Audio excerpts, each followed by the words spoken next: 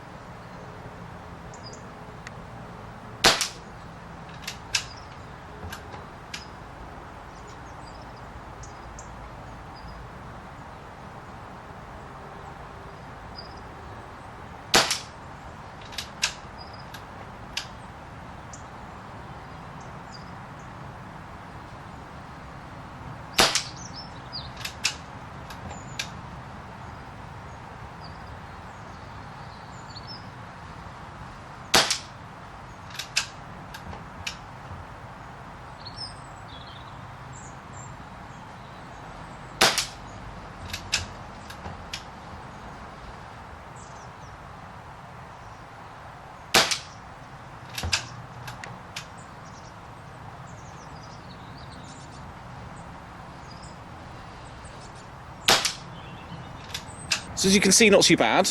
That's the group you just saw me shoot. 14 shots on each of these, by the way. And apart from that one, that's basically a 5p group. And this one is easily a 5p group. As you can see, that's a much better group, considering these are both 14 rounds. But it's always the same. Once the camera's rolling, you kind of, I don't know, it puts you off a little bit. But as you can see, it is still shooting a little bit to the right, so I'll just give it maybe a click or click and a half to the left, but other than that it's pretty much bang on. In terms of hold under, if you've got the cross like that on the crosshairs, I'm giving it just a touch, just a little touch of hold under. Being 177, it's a lot more forgiving, so even though it's shot in at 30 metres, at 22 it isn't hugely different, so hopefully it'll be a bit more forgiving in the field. Anyway, let's get down the barns and let's see if I can knock down a collar dove or a feral pigeon, maybe even a rat. And yeah, we'll see what's about.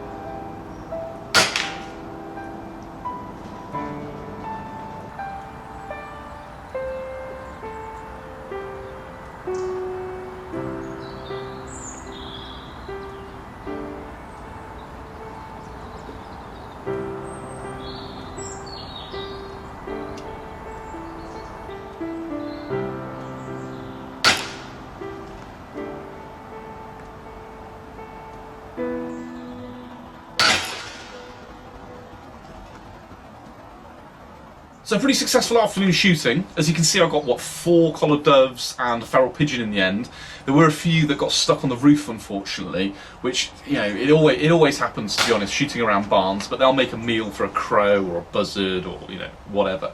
In terms of accuracy, it's very, very good. The trigger's pretty good. It's nothing like as good as a Daystate Huntsman trigger, if I'm honest, but overall, it's fantastic. One of the things that I particularly like about it is the fact that it's 177. So obviously, that's not kind of, you know, indicative of the rifle itself particularly. But having a 177, you really do have so much better ballistics. It's so much more forgiving. The drop between, say, 30 meters and 20 meters is minimal with the 177, as there's quite a lot with the 2.2. So if you're shooting this like as I was without a rangefinder and you're just kind of guessing. It's a lot more forgiving, to be honest. With the 2.2, with the Daystate Huntsman, my brother's I was using, I was really having to make sure I range found every single target to make sure that I was pointing it in the right place. But with this, like I said, you know, you can be a little bit more agricultural and still kind of shoot pretty well. The only real problem with it is it's so big and heavy. I mean, look how long it is. And in terms of weight, it's just shy of about 10 pounds once I've got this scope on it. And then once I put the camera as well, it's probably 11 and a half pounds. So you can imagine walking around with it, it's a bit of a struggle. And obviously having this thumb hole as well, especially if you're trying to carry it one-handed, it puts a lot of pressure on your wrist as well, which isn't particularly pleasant. And it's almost like Diana were being slightly sadistic when they built this, because not only do they know they were making a 10-pound rifle, but they didn't think to put swivel studs on it. So you can't even put a sling on it, although I'm sure, you know, you can fit them yourself or whatever. But overall, it is a cracking gun. This isn't a full review though. This is just my first impressions, because I think I need to shoot it a bit more to get kind of a better idea of what it's all about. As we come into the spring now, I'm going to get it down the range and do some long range shooting, and hopefully as well knock down a rabbit or two with it, because I think this would perform quite well for that, especially off sticks in a sitting position. It would really do the job, I think. But yeah, I hope you found that useful. There will be a full review coming up, so keep watching.